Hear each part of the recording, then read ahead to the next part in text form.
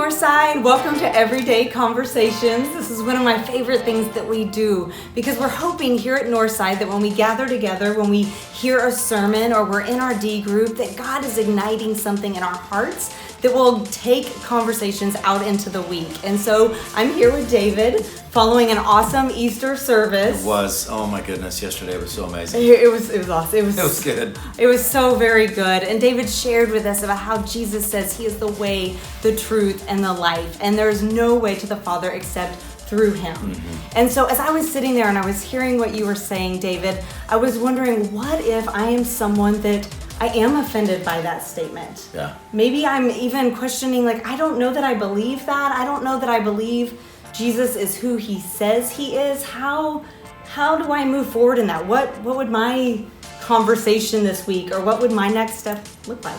Sure. Yeah, John 14:6, when Jesus says those words, I am the way, the truth, and the life, no one comes to the Father except through me. Very bold, and I even said this, very bold and very narrow kind of statement.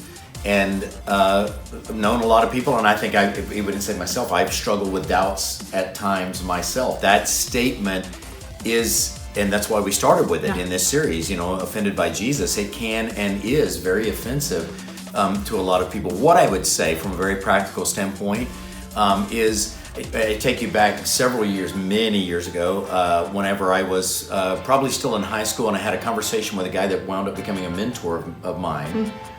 And I was talking about my doubts. And one thing that he said to me, it was a very simple thing, but he said, look, he said, Garrison, whenever you struggle with doubt, just pray, Jesus, make yourself real to me.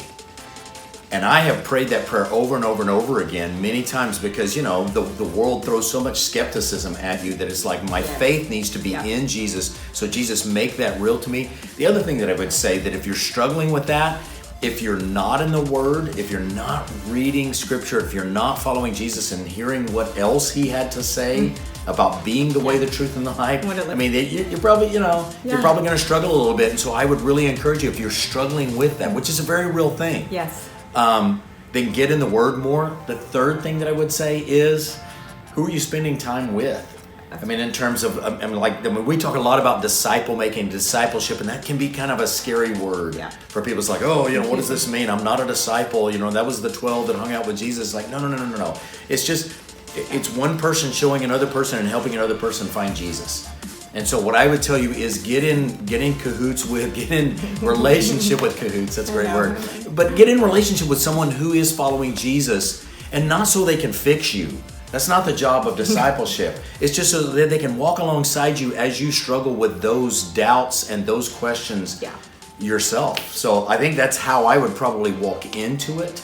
Yeah, I love that you started with prayer and going directly to God, and then diving into His Word and hearing from Him, and then just having another person, like you even explained, having your mentor walking alongside you and guiding, and just being able to openly share, hey, I don't get this, I don't understand this, and being able to have that dialogue in a healthy way back and forth is so crucial as you journey on. I know that there's been beautiful people in my life that have been able to help me really sit honestly and feeling safe to have those honest conversations that continue to move me forward in my faith. And I love the word safe that you used right there, and it needs to be safe. And I'm like, for any one of us also that are not struggling, if you're watching this and you've got a friend who is struggling, don't come at it trying to convince them. It's like, well, let me tell you here what you need to believe. It's like, no. Listen, seek first to understand, then be understood.